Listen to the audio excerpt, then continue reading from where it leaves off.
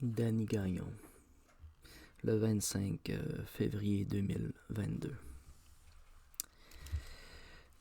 Le garde-fou. Cette vidéo aurait pu porter plusieurs titres parce que j'ai plusieurs choses qui la composent. Alors, je commence avec un songe que j'ai fait. Donc, avant d'aller à Sherbrooke, j'essaie de voir un peu comment est-ce que les choses pourraient peut-être se présenter. Sans trop avoir de présomption.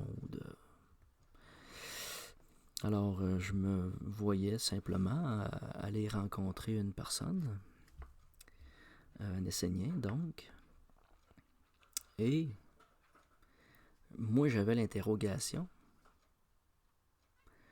où est Olivier? Alors, je lui pose la question. Et il me dit: mais pourquoi tu fais pas comme d'habitude? Pourquoi tu fais pas ton truc? Ici, là, maintenant, fais-les. Fais-les ton truc. OK. Alors, je suis chez lui, dans sa maison, dans mon songe. Et je me laisse aller. Je fais le vide dans mon esprit. Mais dans ce vide, à cet instant, je bascule. Je bascule et je vais vers l'abysse. Je me sens descendre et je me laisse descendre. Je me laisse descendre, mais c'est toujours assez désagréable de passer cette espèce de portail-là. Alors je me dis, c'est pas la première fois que tu le fais, donc on y va, laisse-toi aller, là. Alors je me laisse aller, puis j'arrive au fond de l'abysse. Et je vois des silhouettes apparaître. Je vois des silhouettes apparaître, mais je ressens toujours mon espèce d'inconfort. Mon espèce d'inconfort. Mais moi, j'ai l'intention d'aller vers la réponse à ma question. Alors, je m'approche de ces silhouettes-là. Et c'est un peu perturbant parce qu'ils sont immobiles, ils sont stoïques. Et ils sont à la fois de plus en plus nombreuses et plutôt imposantes. On dirait pratiquement des sarcophages. Au début, je ne savais pas trop à quoi m'attendre et je sentais comme la peur vouloir s'installer. Mais là, il y a eu un détachement. Il y a eu un détachement dans ma démarche. Parce que là, dans cette direction-là que je prenais, ce n'est pas moi qui se dirigeais. J'étais emmené vers une information. Et je pose des questions. Et en même temps que tout ça se fait, je sens que ma peur qui veut essayer de s'agripper à moi se heurte à mon intention et prend vraiment un effet de distance et se sépare de moi. Je sens une espèce de corps qui porte la peur sortir de moi et être à côté de moi, à ma droite. Et j'ai celui qui me guide à ma gauche, mais que je ne vois pas, mais qui m'instruit. Alors je vois dans cet abysse des silhouettes. Et les questions que je pose, c'est qu'est-ce que c'est? Qui sont-ils? Et on m'instruit que ce sont des consciences d'eau, mais non éveillées. Ce sont des consciences d'eau, des gens qui sont à la surface de la Terre, mais qui n'ont pas conscience de leur corps d'eau. Ils n'ont pas conscience de ce pouvoir qu'est leur corps d'eau. Alors ils sont là, immobiles, stoïques et inanimés. Mais c'est une multitude, et cette multitude est à la limite presque effrayante. Et là, je me dis, est-ce que moi je suis là? Il dit, ben non, si tu serais pas là, tu serais là. Donc, tu as conscience de ton corps d'eau et de cette dynamique-là. OK, donc, des consciences, c'est toutes des consciences à éveiller. J'ai pas trouvé Olivier à ce moment-là, mais j'ai comme trouvé un dessin. Le dessin d'éveiller les consciences, qui est en même temps le dessin peut-être d'Olivier, mais de tous les Esséniens. De tous les Esséniens, qui est d'éveiller les consciences à leur corps d'eau. C'est le message que je voulais laisser à Pierre-Antoine lorsque je les ai rencontrés, que je n'ai pas eu le temps de faire. Donc, cette vidéo-là n'est pas basée sur le message en tant que tel, mais est basée sur ma séparation de ma peur, d'un espèce de corps qui porte la peur, et qu'il se distance de moi et que je fais une distance de lui. Et c'est la première fois que je le sentais vraiment en totalité à l'extérieur de moi. Qui n'avait plus d'emprise sur moi. Il n'attendait qu'un signe pour que je le fasse revenir. OK. Première partie. Maintenant, deuxième partie.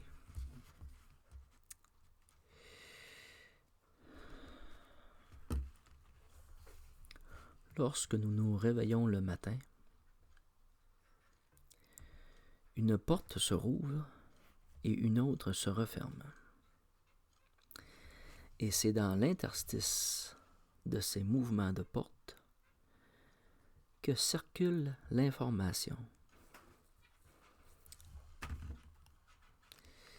Mais dans une forme de dynamique qui est très personnelle et qui est pour beaucoup de personnes un quotidien, c'est un peu comme si l'interstice ne se referme jamais vraiment. Moi, pour moi, au matin, les deux portes sont comme grandes ouvertes. Et dans la journée, les portes sont entr'ouvertes. Ils ne se sont jamais vraiment refermés complètement. Et pour d'autres, les portes se rouvrent et se ferment en totalité et créent vraiment un mur, une séparation entre deux mondes.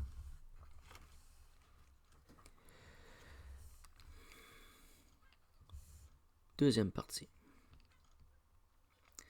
Troisième partie, c'est un voyage que j'ai fait avec le boulot. Donc, j'ai écouté une vidéo de Natasha Renata Kimberly, aller à la rencontre de l'esprit du boulot et écouter l'histoire qu'il va vous raconter. C'est la dernière vidéo qu'elle vient de faire.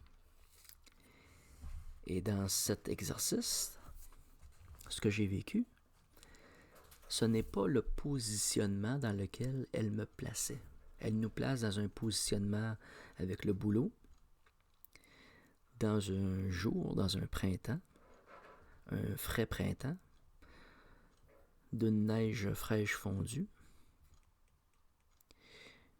et sous le soleil, et en interaction avec le soleil et le jour.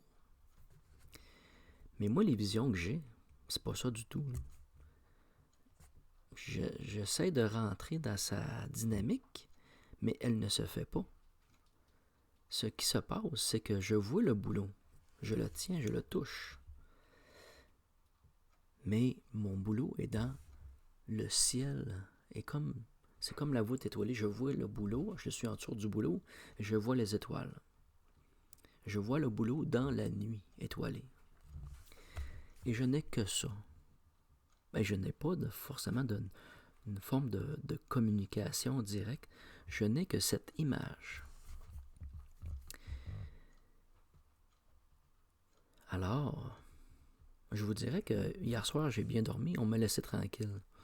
J'ai eu un moment de répit.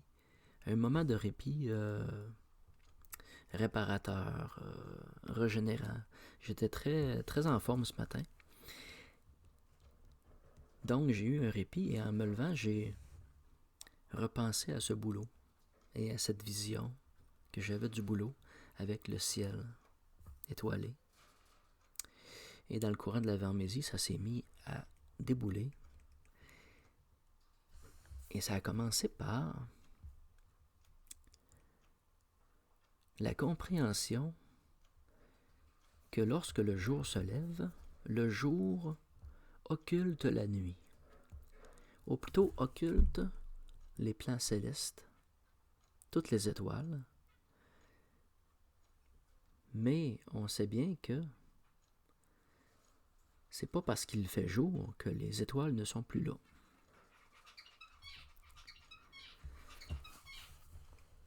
Donc, nous développons une conscience distincte, comme si nous aurions deux états de conscience. Un état de conscience nocturne et un état de conscience jour.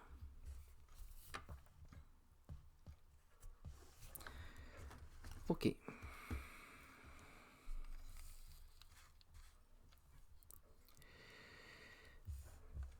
Troisième point. Quatrième point maintenant. J'appelle mon amie Carole hier soir. Et Carole me parle et me pose une question. Il me parle de l'intention.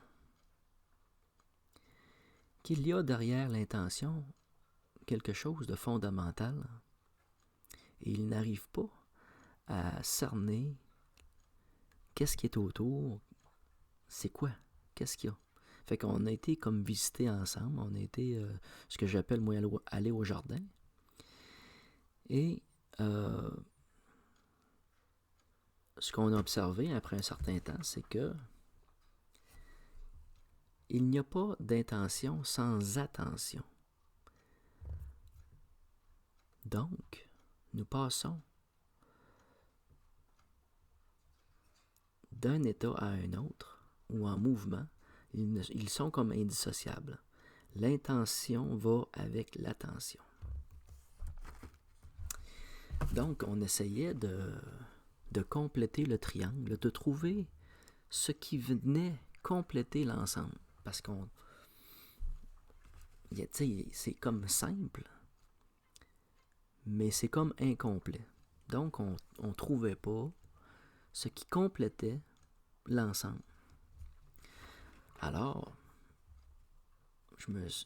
parce que lui, dans ses recherches précédentes, il voyait 3 torts d'énergie autour de la Terre, comme si nous serions animés par 3 torts d'énergie, 3 sources énergétiques qui nous caractérisent dans notre dynamique énergétique.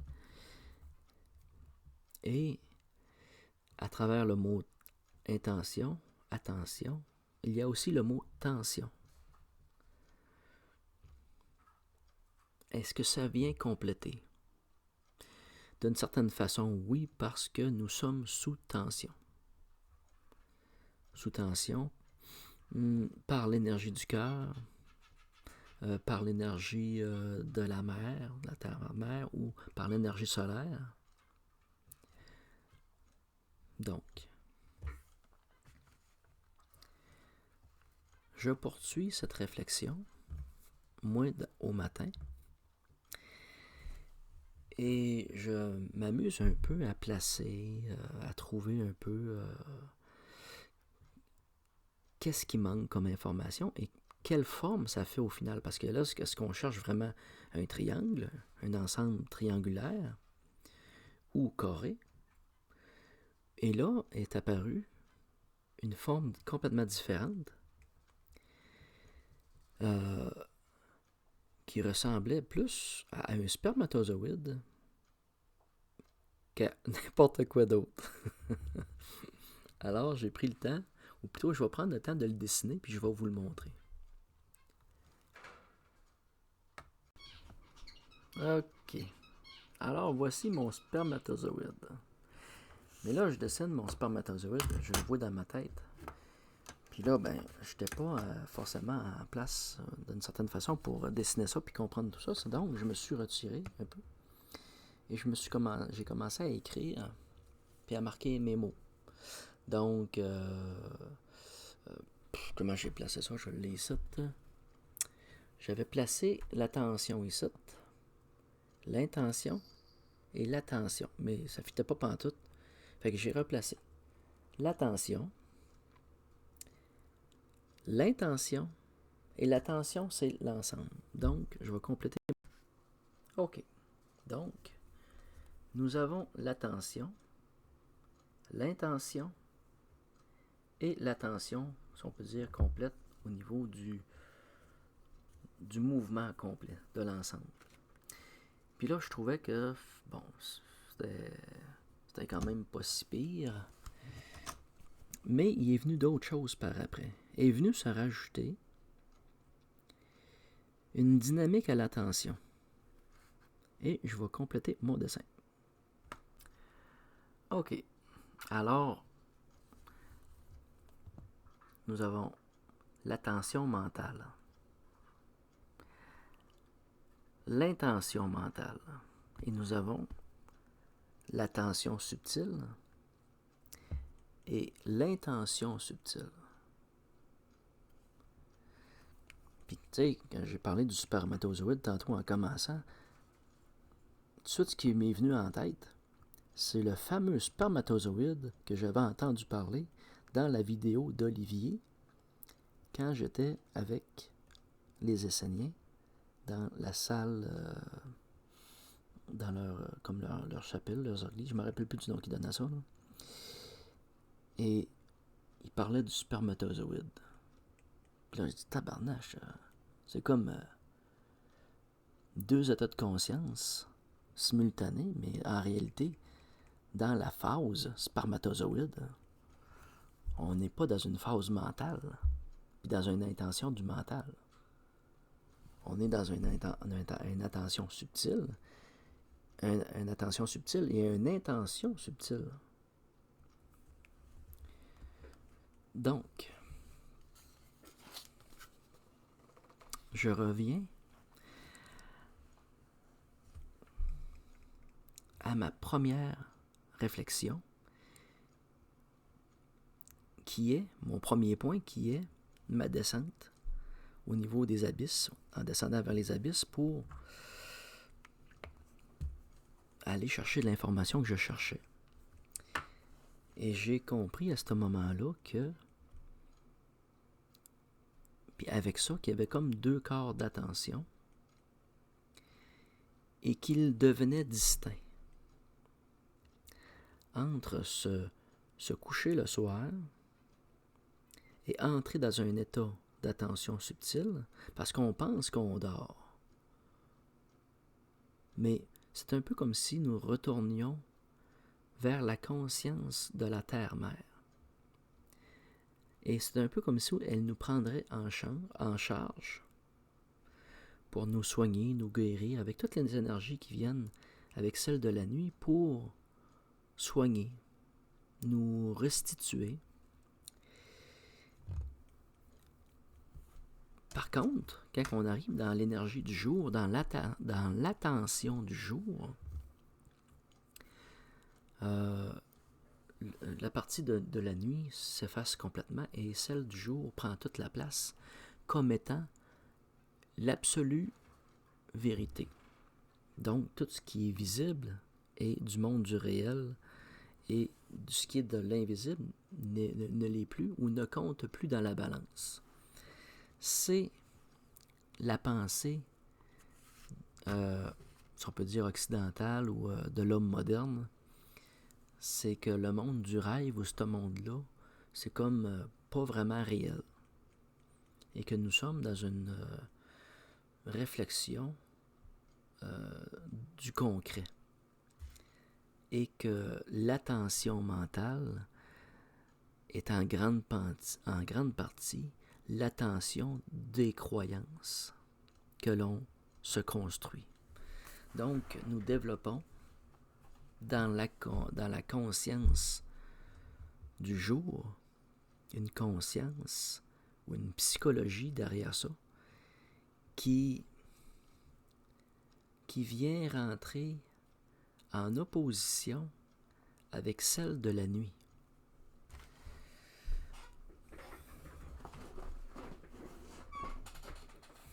Et je revois mon boulot.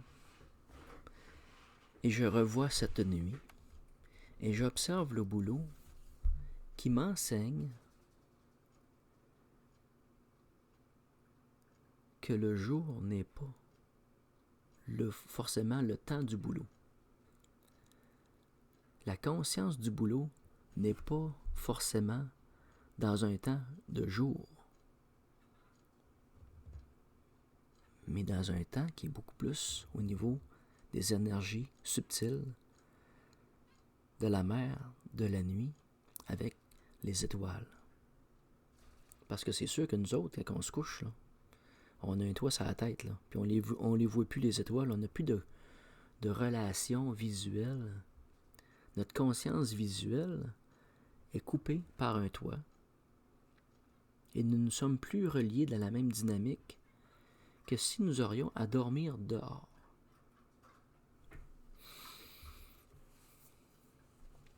Alors, j'observe mon spermatozoïde et mes deux schémas de conscience et j'observe une lutte entre les deux, mais qui vient pas du côté qui est obscur, mais qui vient de celle du jour. Comme si la conscience du jour voudrait prendre toute la place et voudrait abolir la partie qui est moins saisissable, qui est moins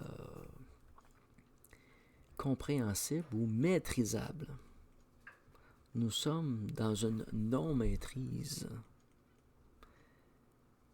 Et ça agace le corps mental. Ça agace la conscience mentale et ça la déstabilise. Et c'est un peu ça qu'on vit quand on s'endort la nuit. Il y a comme un effet de bascule qui doit se faire dans un état d'obscurité pour nous aider à faire la transition. De rouvrir une porte puis d'en fermer une autre. Donc, la conscience du jour, comment est-ce que je disais ça? Occulte celle de la nuit. L'occulte essaie de l'enfermer, de l'emprisonner et de ne pas la laisser paraître.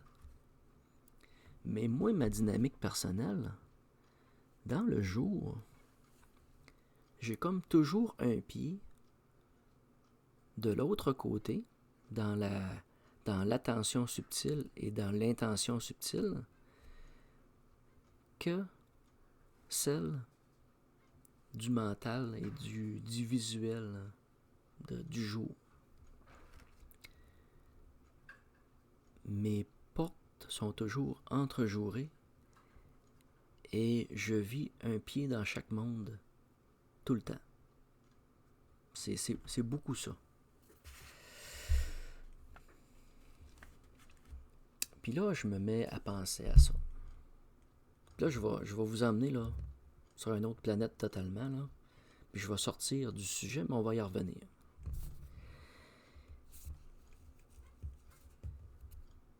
Je suis dans la conscience du boulot et je me rappelle la vidéo.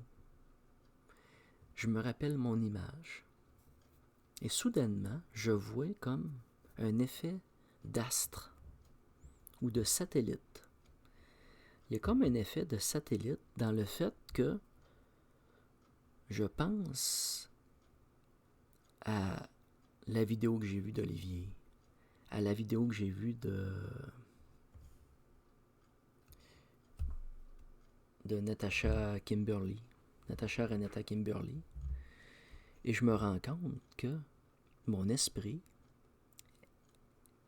dans la dynamique que je m'en sers à ce moment-là, est comme un satellite qui orbite autour de moi-même et qui donne l'effet d'une lune. Alors, si je me positionne dans la conscience de ce satellite-là, de la lune, j'ai la capacité d'aller dans mes mémoires passées et de les revisiter. Mais ce que je me rends compte, c'est que mes observations lunaires me font voir les choses différemment que la conscience terrestre ou même celle du jour. Là, je rentre dans une dynamique, donc de conscience, de revisiter mes mémoires et aussi de me projeter, si on peut dire, plus vers l'avant, ce que moi j'appelle, dans un instant, je vais remettre une lunette là,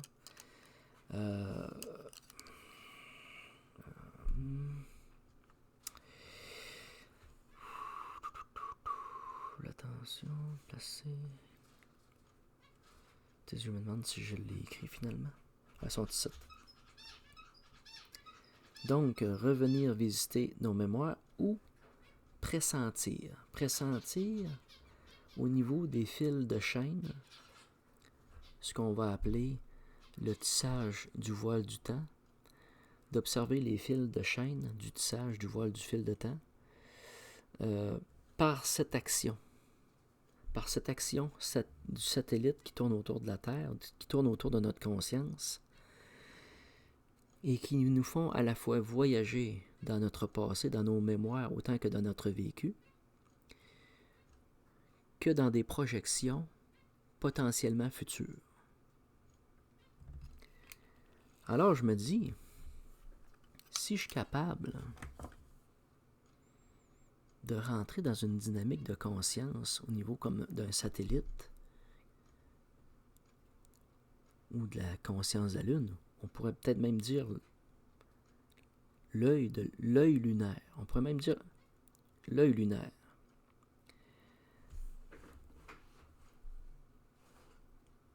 Je pense, puis là, ça va tout le temps vite dans ma tête, puis là, je pense à la conscience du feu, puis je me dis, à un moment donné, je vais être en surchauffe quelque part, t'sais.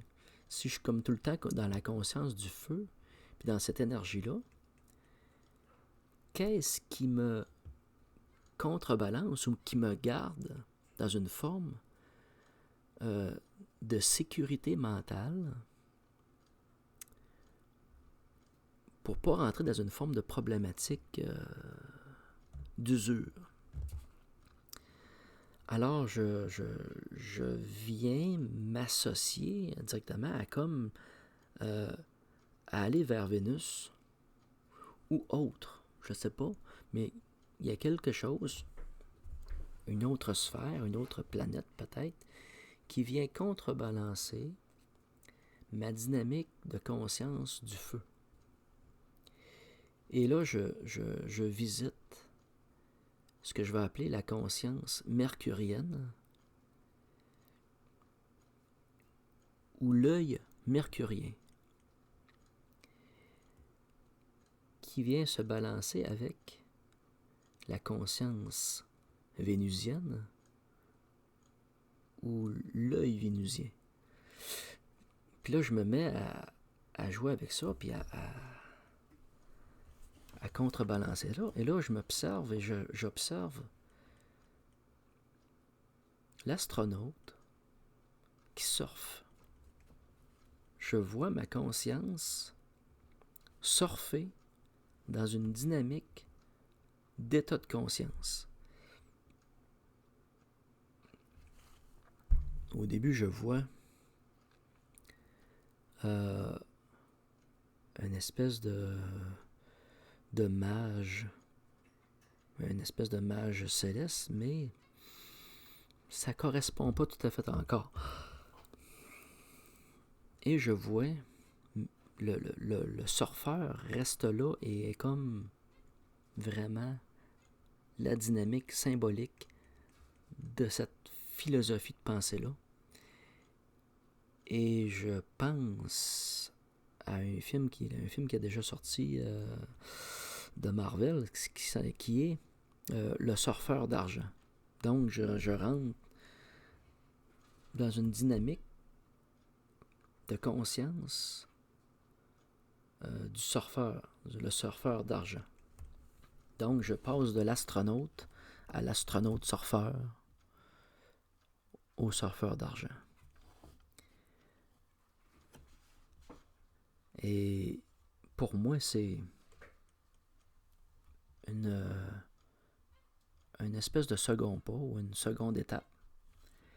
Mais quand on est dans cette dynamique-là de pensée,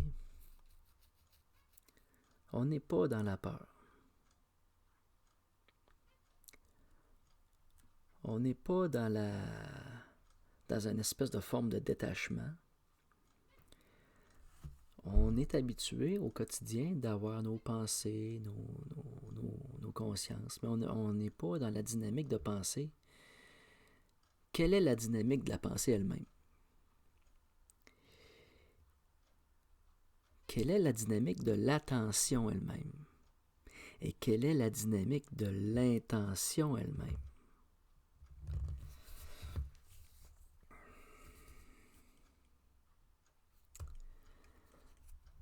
Alors, je reviens à mon spermatozoïde.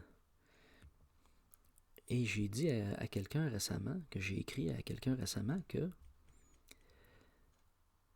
le caducet me faisait penser au dessin et à la dynamique du corps de prophétie. C'est comme si, quand je regarde le caducet, je vois le prophète en action. Je vois l'action et je vois le verbe. Je vois le verbe, l'action. Pour moi, le verbe est le rayonnement de l'action. Et je vois donc cette conscience et les ailes qui sont déployées. Et j'observe mon spermatozoïde avec mes deux serpents. D'une intention, une attention mentale et d'une intention et attention subtile. Et ici, on est comme dans un mouvement, on est dans le verbe, on est dans le mouvement du verbe, dans l'action, et nous avons ici la conscience, l'état de conscience, l'attention, qui va être souvent détournée par nos croyances. Alors, nous avons toujours tendance à être plus du côté de l'attention mentale plutôt que de l'attention subtile, de façon générale. Et il y a un combat entre les deux, ou une dynamique vraiment une dynamique de division. Mais à partir du moment qu'on observe ça, je vous dirais que, tu sais, avec les Esséniens, on parle de la voie du milieu. De rester au plus dans le milieu. Mais ce que j'observe, c'est que la dynamique, pour moi, à ce moment-là, est un jeu d'intention entre l'intention subtile et l'intention mentale qui se fait de façon subtile et inconsciente au jour le jour toute notre vie et qui est une démarche de mouvement et de progression constante, mais intemporelle. Nous le vivons de notre vie, mais c'est à la fois un mouvement qu'il ne peut se créer que par le corps. À partir du moment que tu n'as plus de corps, ce mouvement-là n'existe comme plus parce que ce qui reste, c'est ce que tu es comme devenu. À partir du moment que tu n'as plus de corps, l'intention, elle vaut quoi? Tu n'es plus dans l'action. Tu n'es plus dans le verbe. Il ne te reste que cette sphère de lumière qui est comme emmagasinée, qui s'est comme enrichie de ce mouvement et qui s'est construit un corps et s'est développé, s'est épanoui et qui s'est guéri, qui a guéri ses mémoires parce que lorsque lui y arrive, c'est un peu comme si le spermatozoïde serait constitué d'un âme, mémoire antérieure immortelle. Alors voici l'immortel. Et voici l'intention qui s'y rattache dans l'attention du jour et dans l'attention subtile.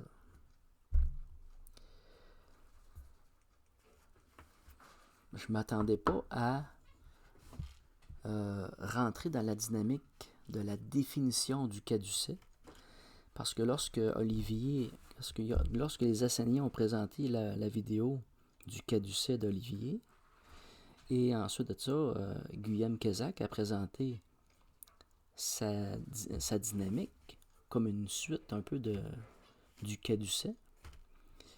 Je voulais pas essayer de renchérir, j'avais un peu d'autres visions, mais avec l'information que j'ai reçue là aujourd'hui, ça vient amener une autre dimension au caducée.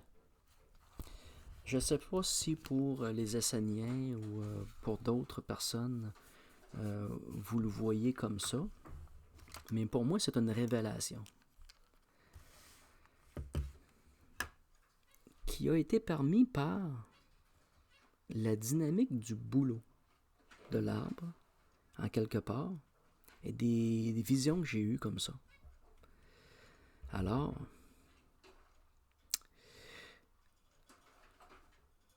si on revient un peu à ces deux dynamiques d'attention et de pensée,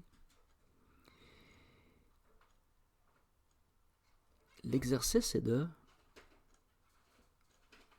de ne pas rentrer en dualité, de laisser celle de la nuit exister pendant celle du jour, et celle du jour exister pendant celle de la nuit. Qu'ils soient tous les deux comme en permanence potentiellement accessibles, disponibles et complémentaires.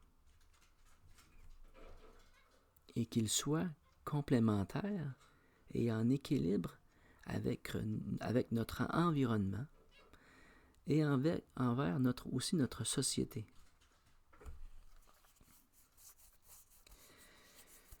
OK. De là, le titre de la vidéo, le garde-fou. Donc, le garde-fou n'est pas plus du côté solaire que du côté de la nuit. Les deux, l'un envers l'autre, se complètent et s'alternent. Et tant qu'on est dans le respect de l'un et de l'autre, dans la conscience de ça, ça nous permet de trouver une forme d'équilibre et qui gardent une santé mentale. Parce qu'on s'aperçoit bien que les gens qui ne sont que dans le matériel, dans le concret visuel, sont toujours comme en manque de quelque chose. Ils sont toujours en manque. Ils sont toujours en recherche. Alors que les gens qui sont dans une partie qui sont très spirituelles trouvent beaucoup de choses, mais qui ne viennent pas toujours coller à l'autre, qui sont toujours comme en séparation. Puis c'est un peu ça qu'il faut essayer de rétablir et retrouver l'équilibre et retrouver un peu notre santé mentale et spirituelle pour vraiment s'épanouir et aller vers un épanouissement. Donc, l'épanouissement spirituel, et je serais tenté d'aller vers une dynamique de soins spirituels. Qu'il y ait des hôpitaux, des lieux de guérison spirituelle pour nous aider à trouver l'équilibre, ou plutôt apprendre à varier d'un côté comme de l'autre et de suivre le tempo naturel du cycle des jours et de la nuit.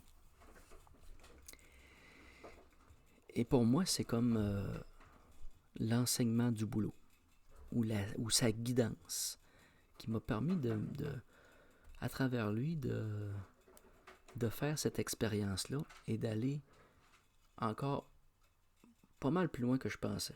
Je ne m'attendais pas du tout à ça, de commencer à rentrer dans une dynamique de surfer d'un état de conscience à un autre et dans des temps soit passés ou à venir, dans une dynamique satellitaire, de satellite et de corps céleste. Bon, donc ça fait pas mal le tour de la vidéo et je veux vous partager une chanson que j'aime beaucoup et qui est en correspondance avec ça et qui énumère vraiment bien le sentiment de peur que vit le corps mental versus le corps subtil et qui rentre en conflit et qui crée un état de peur et en frôlant toujours la folie, en se pensant comme un peu fou, là. Donc c'est la chanson de Daniel Bélanger, Dis tout sans rien dire, sur l'album Rêver mieux. C'est sur cette chanson que je vous laisse.